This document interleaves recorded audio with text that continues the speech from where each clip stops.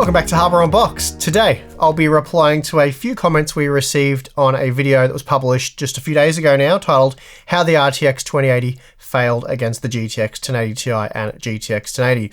Quite a few really interesting comments to go over. It has been some time since I did a reply in a comments episode, so this should be quite enjoyable, quite interesting. Let's hope it is.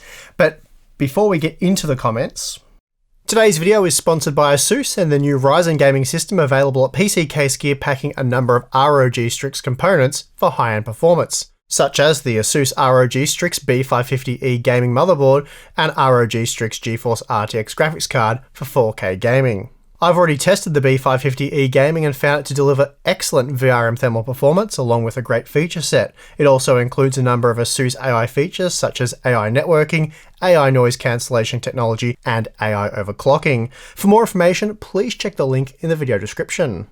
Okay, so let's get right into it, starting with I think it was the most upvoted comment.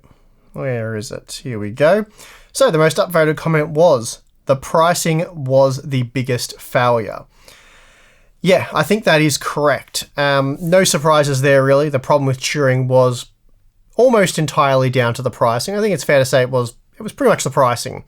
If the 2080 Ti, for example, that came in at the same $700 US price as the 1080 Ti and offered 30% more performance as the 2080 Ti does at 4K, then it would have been a pretty solid release. Not amazing, certainly not the biggest performance gains we've seen from one generation to the next, but certainly worthwhile, and it would have been well received by gamers and reviewers. For example, this is what we actually got. The 2080 Ti, that came in at 11% more expensive per frame over the 1080 Ti, which would have been reasonable if they were of the same generation.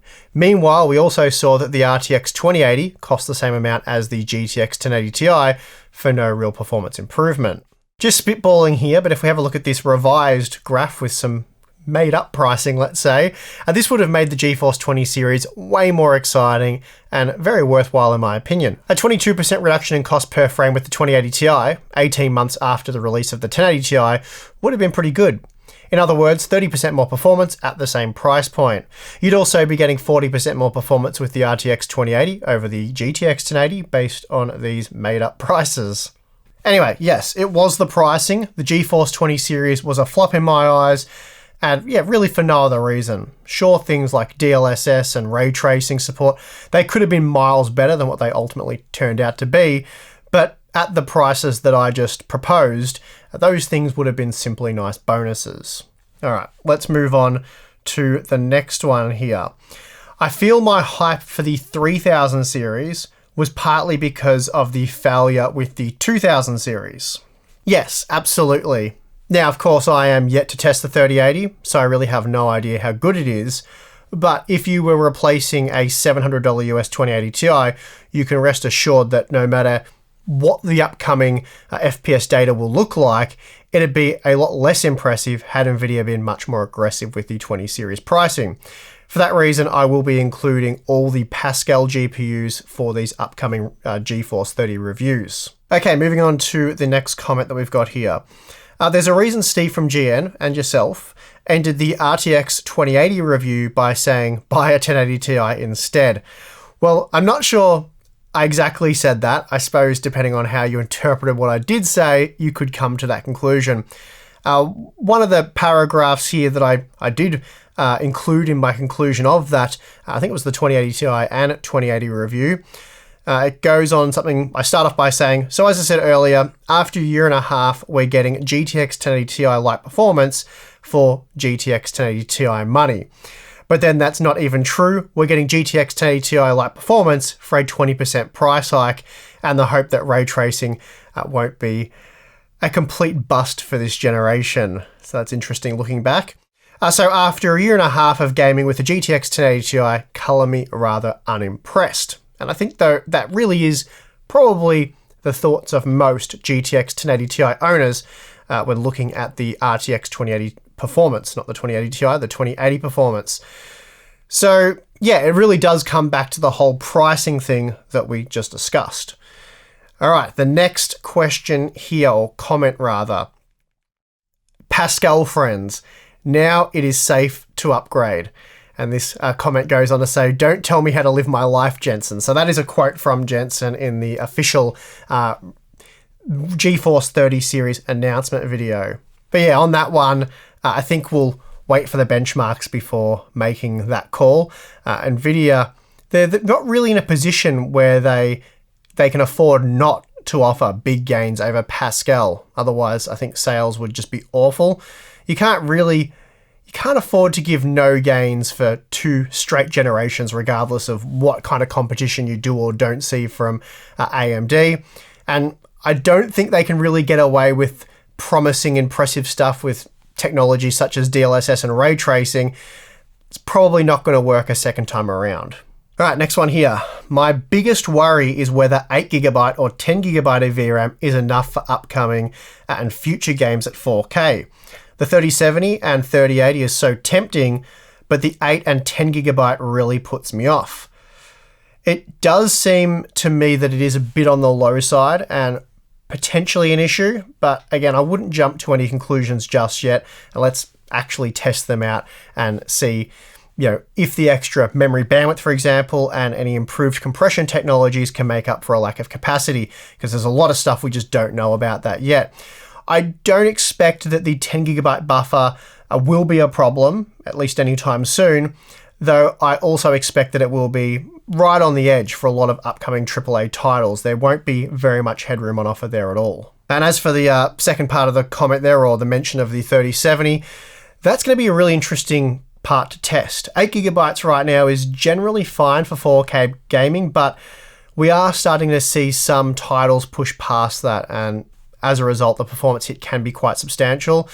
At 1440p though, I think for high refresh rate gaming, the 3070 looks like it's going to be just a really excellent GPU for that. Again, we have to test it, but I think most gamers will probably be targeting 1440p high refresh rate gaming with a part such as the 3070, and then those that want to push up to 4K will probably look at something like the 3080. But again, that is something we'll have to look at in the upcoming reviews that will be on the channel pretty soon. All right, next one here. I've watched several videos on the new cards, and you're the first to say that. First to say what? It seems like everyone is ready to believe Nvidia's astonishing performance gains they showed in their tech release, even though we know no information on any of the benchmarks or circumstances. It's like they forgot how bad the RTX 20 release was already. I'm very skeptical how much of a performance gain there actually will be. I don't trust press release performance from any of the major players because it's never as good as they make it out to be. I think that's in sort of reference to me talking about keeping expectations in check and all that sort of stuff. That said though, it is my opinion that the GeForce 30 series announcement has already been just worlds more exciting than what we got with the GeForce 20 series. Sure, some of the performance claims we've seen might potentially be a bit misleading, but I don't suspect they're inaccurate, let's say. I don't think they're fabricated in any way. We're just seeing a focus from Nvidia, as you'd expect, on sort of a best case performance. And as I said, this is very typical, something that all companies do. We have seen countless people claiming that the 3080 is going to be 80 to 100% faster than the 2080. Again, while we are yet to test the cards and therefore have no real idea if that's true or not, those numbers, they appear to be best case, meaning that the average performance could be a bit lower than that, perhaps quite a bit lower. Hard to say. We'll just have to wait and see. But yeah, keep those expectations in check and just wait till we have all the information, because it's really not far away now. All right, next comment here. Thanks for making these benchmarks. They are giving us perspective. What happened to Red Dead Redemption 2 though?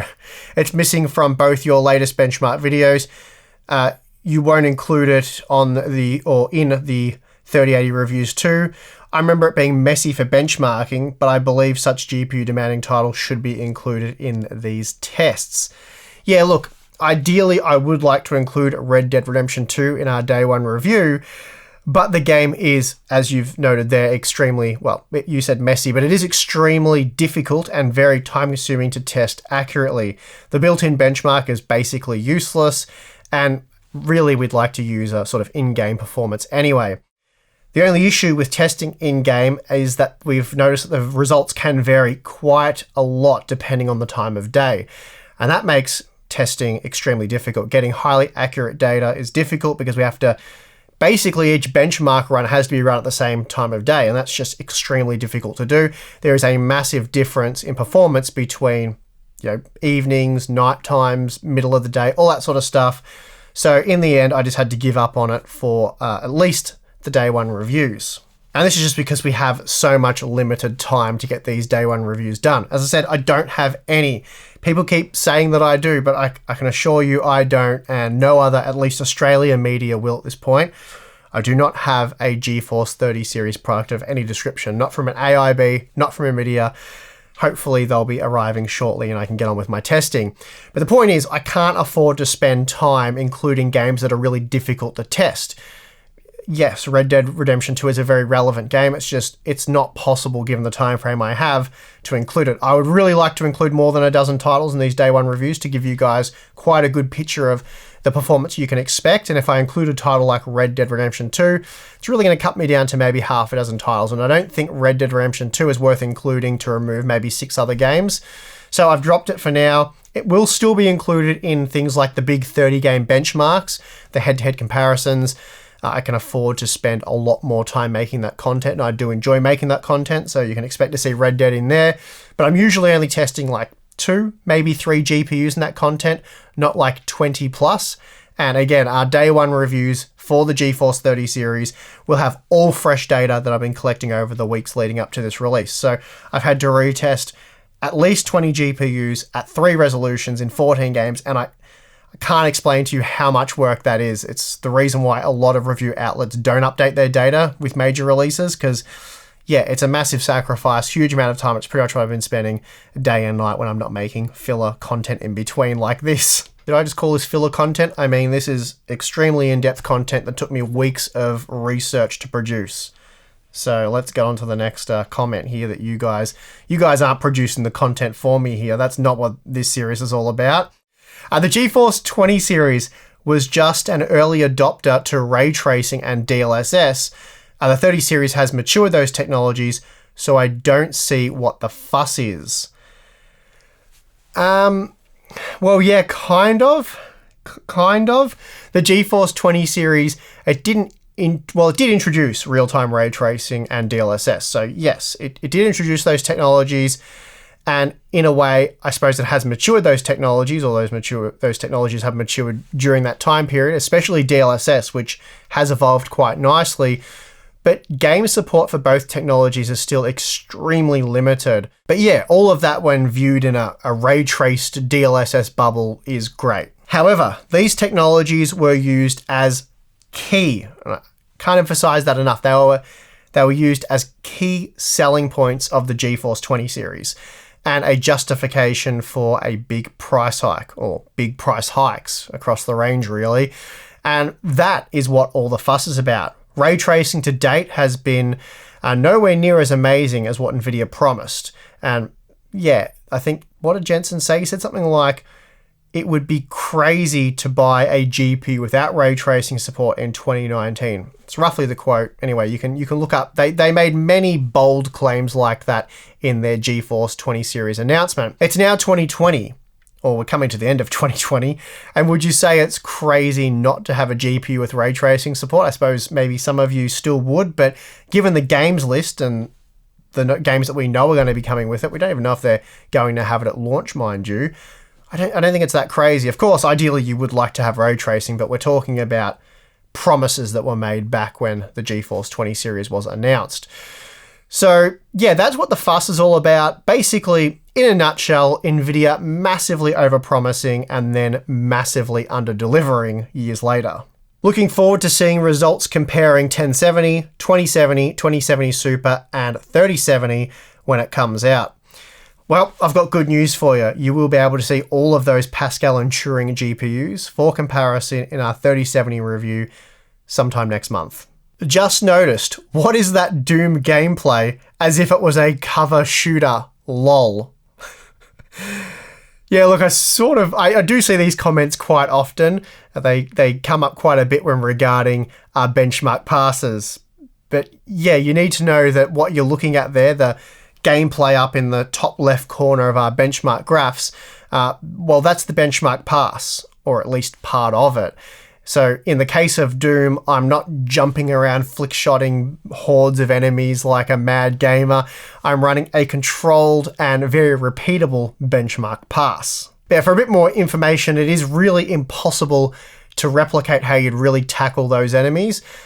The good news though being that the performance and the performance margins really aren't that much different when you're jumping around and going crazy opposed to taking a controlled benchmark pass. I'm still looking around and doing a few quick looks here and there, but it's not just jumping all over the place in something that I just can't replicate over and over again.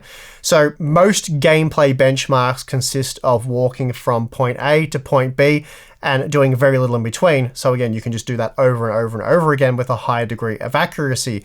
Hey, it might not be as demanding as jumping around like a madman and just firing off rockets and stuff all over the place. But as I said, it's highly repeatable to test the way we do. It's pretty much how everyone does it, because at the end of the day, you really want to ensure maximum accuracy rather than making the game a little bit more demanding, and the margins probably wouldn't change anyway. You just end up with numbers that are all over the place. Okay, another comment here. This one's probably going to be a bit of a long answer, but it is an interesting comment. Don't necessarily agree with all of it. Anyway, I'll read it out and we'll work our way through it. It's a bit dishonest to compare video cards without using the techniques available on the new cards, like DLSS. It's not available in all games, but that is already accounted for by having a healthy mix of games. Okay, so like I said, this is going to take a long time to answer because a bit of a complex subject, but anyway, we'll start off with it. So, firstly, I think the most important thing to note here is that it's not an apples to apples comparison. It also gets very, very messy when you factor in that you can do things to improve performance without hurting the image quality too much on competing products. With DLSS, you're not rendering the same thing. Rather, you're rendering a different image and then making a judgment call as to whether that's better than the competition. And the quality will vary depending on the game. And then it'll even be different with different scenes within the same game. So again, it becomes very messy. That said, DLSS is certainly the best technology for improving image quality. But really, it does become, as I said, super messy for testing if you're having to show both the quality and performance difference. That's not really something we can afford to do in our benchmark comparisons. And please note, it really doesn't matter who we're talking about here, who invented the technology, whether it's AMD or Nvidia. Our opinion on using it for benchmarking would be exactly the same in either case. It's also unclear during the lifetime of the card whether there'll be any competition for DLSS. So the raw render performance for the card really is unlikely to change, but if DLSS gets competition at some point, then that becomes messy as well. For me, one of the reasons that we would show you DLSS performance, as we actually have done in the past quite a few times, is that we're recommending for the most part that Nvidia owners play games with it enabled. And as of today, Nvidia and AMD really are equal on all other image quality features, such as resolution scaling and sharpening, as two examples there.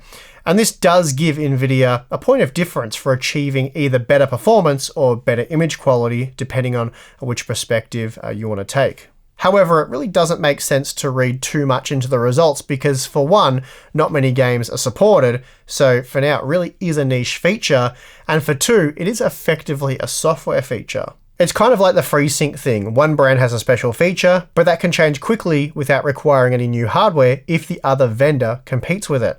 Nvidia, for example, enabled FreeSync support with Pascal GPUs without needing you to buy anything new. That immediately killed AMD's feature lead and brought the competition back to the same raw performance standpoint. So in my opinion, raw performance is always king, and then it's best to evaluate other features separately. All of that said, as I noted a moment ago, I have included DLSS benchmarks in the past, and I will be including DLSS performance numbers in my GeForce 30 series review. There'll probably be a follow-up detailed video covering all of that as well. However, I don't think it is a good idea to factor those results into our average gaming performance numbers, as it does risk skewing the results too heavily. The game support list is just too limited at this point, and therefore I strongly disagree with the original comment claiming availability in games is not an issue as there is a healthy mix of games. That is simply not true, and the evidence doesn't support that claim. All right, let's move on to another comment here. I hope I'm not bullying this person too much, but we'll work through this one anyway. For me, Turing was a big upgrade. Coming from an RX 580 to a 2080 Super was a massive jump. Despite what people say, I think Turing was a great upgrade for me. Well, I am glad you're happy, and as I said, I don't really want to spoil any of those happy feelings, but that is a very warped justification for why Turing was a great upgrade. Again, apologies in advance because I am going to be squashing some of those warm, fuzzy feelings. Firstly, I think you've got a bit of a cattywampus measuring stick there for what's a good upgrade.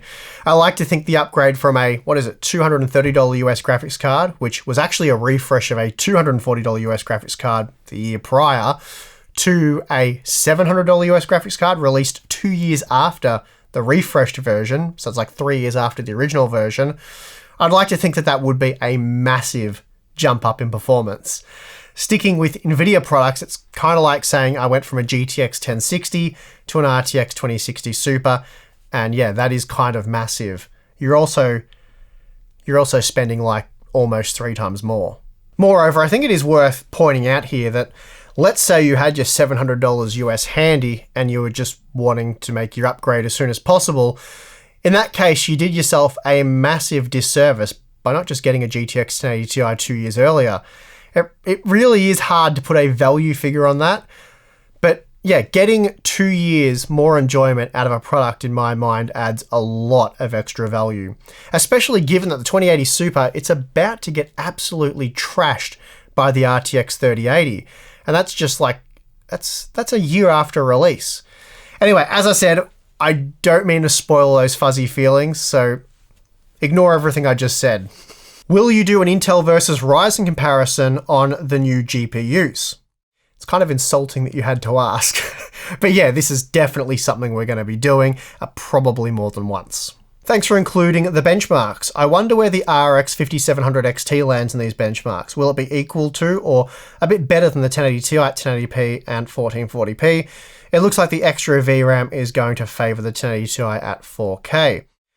Well, I will have updated 5700 XT results for you in a video coming later this week, but I'm not expecting anything crazy. I've had a couple of AMD fans email me saying the 5700 XT is miles faster now with a recent driver update that I believe really only improved performance in Fortnite, but I'm not expecting any crazy performance increases with the latest drivers, but as I said, I'll do that benchmarking this week and you'll have that data by, I think Saturday is the target there. I should also note though that I did compare the 5700 XT to the 1080 Ti at 1440p and 35 games earlier this year, and the 1080 Ti was 11% faster on average.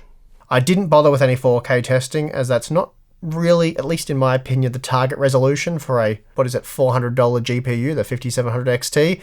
If you're keen on 4K gaming, then I think something like the 2070 Super would be the better choice. It just gives you a slightly smoother experience, not due to VRAM, just due to extra horsepower there from the GPU. I think that would be a better choice, or of course, anything higher up in the Nvidia product stack would be the way to go for 4K gaming. All right, next one here. Why are you acting like you haven't already done the game tests for the new cards? I see these sort of comments a lot. I'm not acting. I don't even have a sample yet. So yeah, I honestly have no idea how they perform. Even if I had a sample from, say, an AIB, I'd need the driver for Nvidia. They withhold the drivers from reviewers until a certain point in time, and I think even some reviewers may not get clearance to get the driver from Nvidia. They'll have to wait till you can download it after release. So Nvidia does like to control things that way, but we are getting a sample from Nvidia.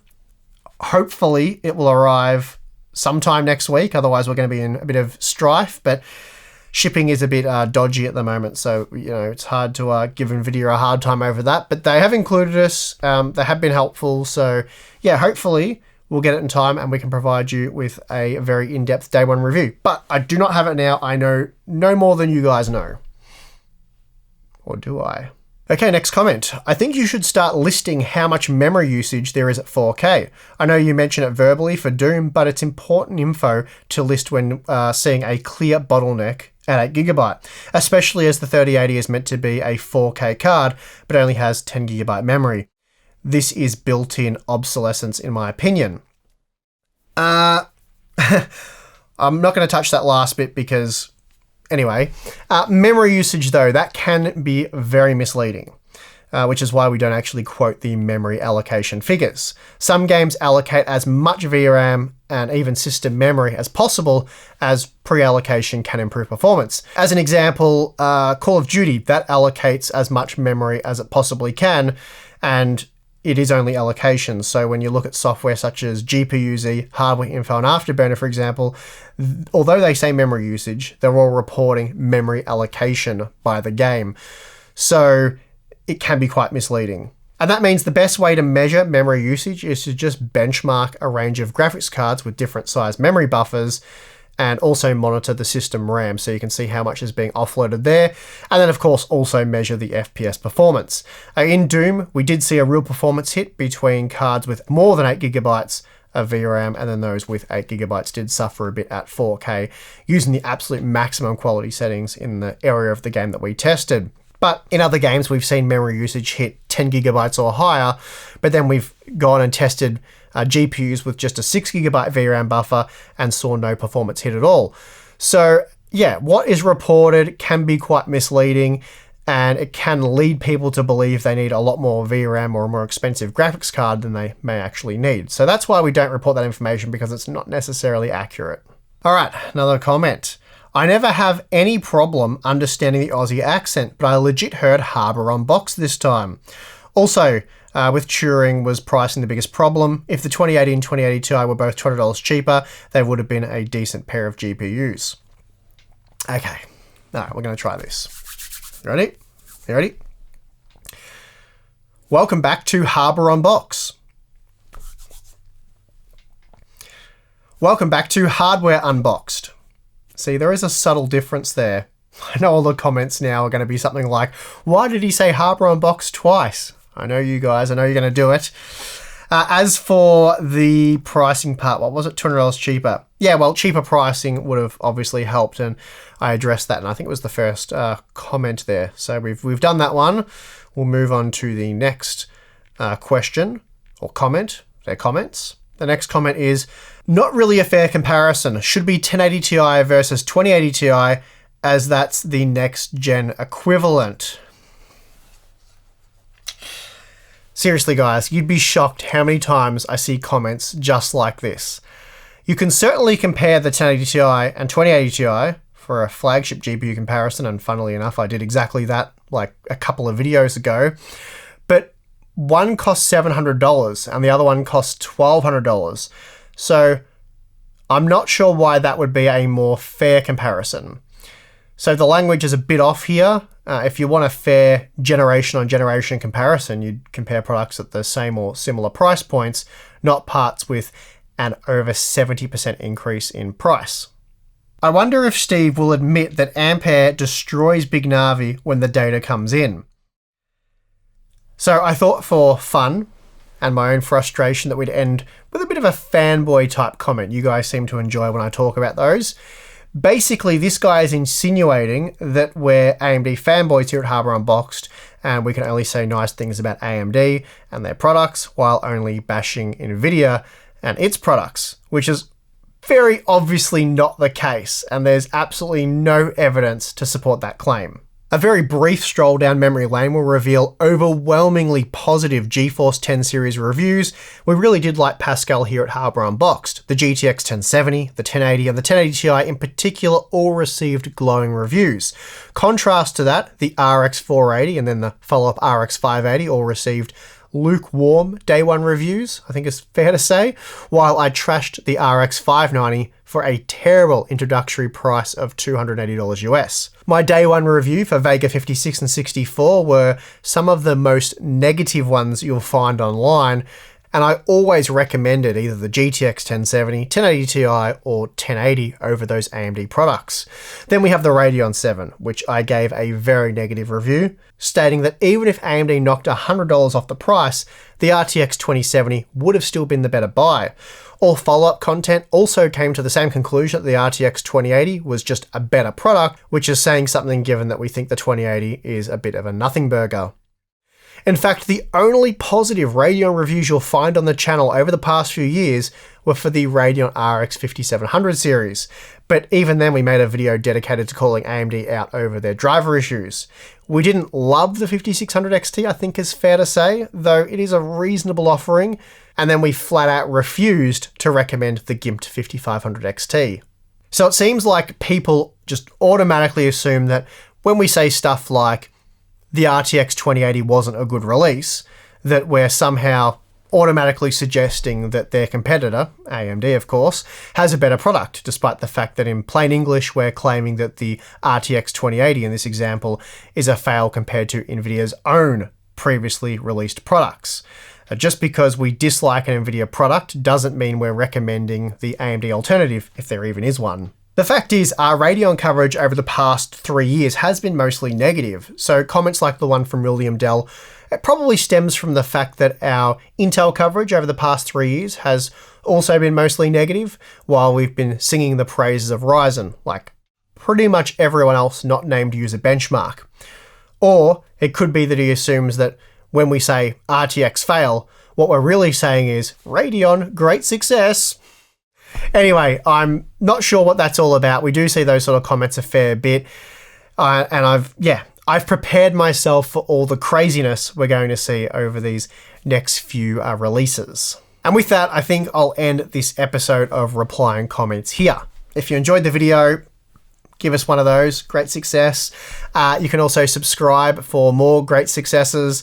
And we also have a Patreon account. So if you'd like to talk with Tim and myself on our exclusive Patreon Discord, you can do that. You can also chat to us on our monthly live stream. We're probably doing a few of those this month. So we'll try and target a few different time zones for our Patreon members all around the globe. But there's some pretty cool perks over there. So if you're interested, links in the video description, go check it out. If not, perfectly fine. And I would like to just thank you for watching this, what should have probably been a reasonably long video. So thank you for making it all the way to the end. I'm your host, Steve. I'll see you again next time.